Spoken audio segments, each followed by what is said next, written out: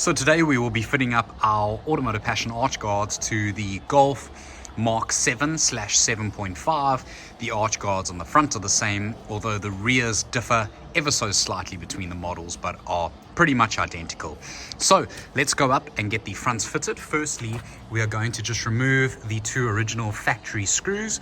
We're going to screw these out, and we're actually going to reuse the front screws. So the arch guards are going to slip behind the plastic arch liner on the top side, and once they are back in position, we are then going to use the original screws to secure them back in place. So let's go ahead and fit them up quickly.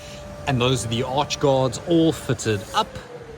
Let's go and have a look on the outside point of view. Arch guards will add some good protection to the lower skirts and inside of the arches.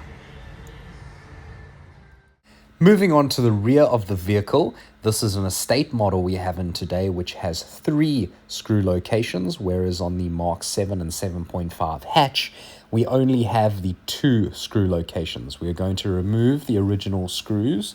With the kit, you will receive new screws and extended nylon spacers, which you will use to fill the arch liner gap and ensure the arch guards fit flush on the rear bumper.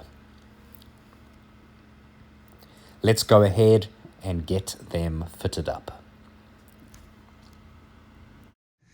With the 3 original screws now removed, we are going to go ahead and fit up the rear arch guards. The customer today has opted for ABS gloss black plastic. So that is the arch guards all fitted up on the rear. You may need to use a jack to jack up the rear of the car ever so slightly, just to give yourself a little more arch clearance with a finger ratchet.